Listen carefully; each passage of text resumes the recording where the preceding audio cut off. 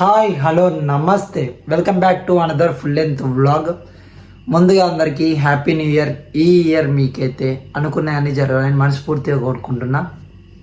And ఈ video అయితే మీకు రేపన్నా ఎల్లుండన్న అంటే లైక్ జనవరి 2 కన్నా జనవరి 3 కన్నా పోస్ట్ అవుతుంది. ఎందుకంటే ఇది రికార్డ్ చేసేది జనవరి 1 కాబట్టి. ఇప్పుడు టైం ఎంత అవుతుందంటే 5:10 5:20 అట్లా అవుతుంది. సో మా చెల్ల న్యూ ఇయర్ అంటే ఏంటి స్పెషల్, పొద్దుగా లేచి ముగ్గులు వేస్తారు. సో 4:30కి అయితే లేచి మా చెల్ల ముగ్గు అయితే స్టార్ట్ చేసింది ఇంటి కాడ. నేను నిద్ర పోలే పొద్దున్న నుంచి, ఎందుకంటే నిద్ర అవ్వట్లేదు కాబట్టి. అరే ఈ వ్లాగ్లో ఈరోజు డే అంతా కొన్ని రెజల్యూషన్స్ అయితే మీకైతే మిడిల్ అయితే చెప్తా. సో మా చెల్లి అయితే బయట ముగ్గులు వేస్తుంది. మా చెల్లి దగ్గరికి అయితే పోదాం. ఫస్ట్ అయితే మా చెల్ల పొద్దున్న లేసి ముగ్గేసి అయితే స్టార్ట్ చేస్తుంది. నిన్న నుంచి ప్రాక్టీస్ చేసింది, యూట్యూబ్లో చూసుకుంటా. ఇక్కడ ముగ్గు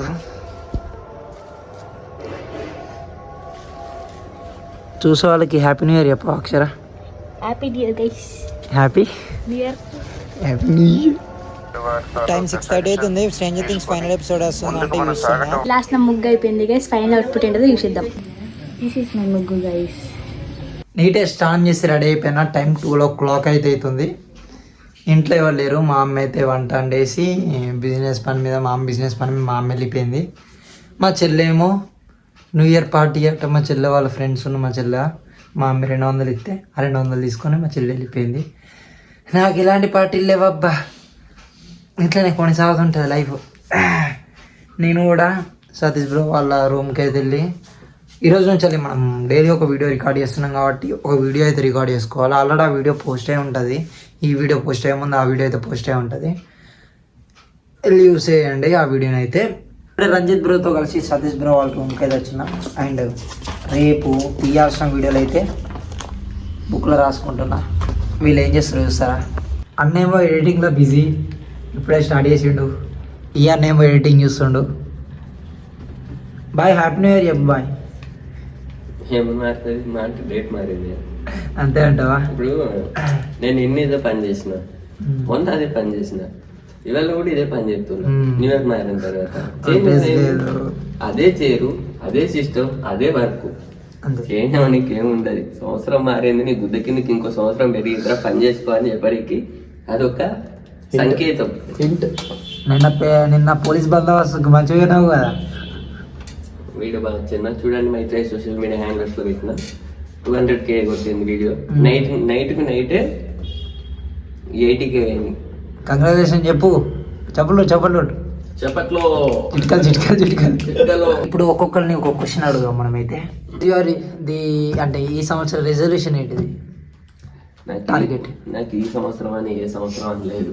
ఉద్యోగాలకు పైసలు సంపాదాలి, అది ఒక్కటే టార్గెట్. ఒక మంత్కి ఎంత సంపాదాలనుకుంటున్నాం? అద్దలే కాంట్రావర్సీ అయితే అద్దంటవా?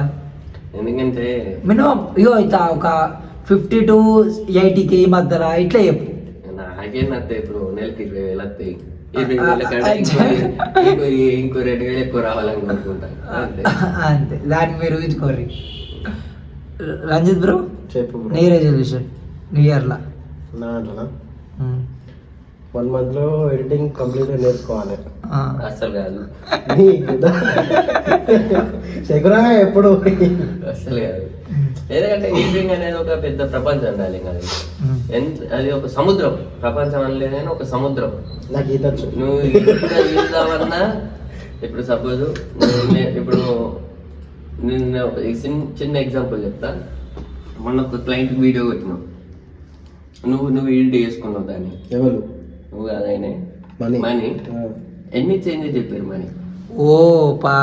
5-6 చేంజ్లు. మళ్ళీ దాంట్లో మళ్ళీ ముందట పెట్టమంటారు, వెనక పెట్టమంటారు, తూకది అంటారు. అది బేసిక్ ఎడిటింగ్ చేసిన నా క్లయింట్ ఎట్లా ఉంటారు అంటే పెద్ద పెద్ద క్లయింట్స్ ఉంటారు. సో వాళ్ళకి ఎట్లా అంటే చిన్నవి వాళ్ళకి, అది మన పర్స్పెక్టివ్ నుంచి చూసినాం అనుకో, అది చేయకుండా ఏం కాదు, దాంతో పనుగులు లేదు. కానీ వాళ్ళ సోల్ అని ఉంటుంది చూసినా, అది కాదు. సో దాన్ని మనం సాటిస్ఫై చేయాలంటే అది ఎంత గలీజ్ వచ్చినా ఎంత అవసరం లేకుండా ఉన్న వీడియో పెట్టాలి. సూపర్ ఉంది వీడియో, బాగుంది, బాగా చేశారు. ఇంకోటి అంటే వాళ్ళు ఎడిటింగ్ మొత్తం చేసినాక పాట చేంజ్ చేయమంటారు.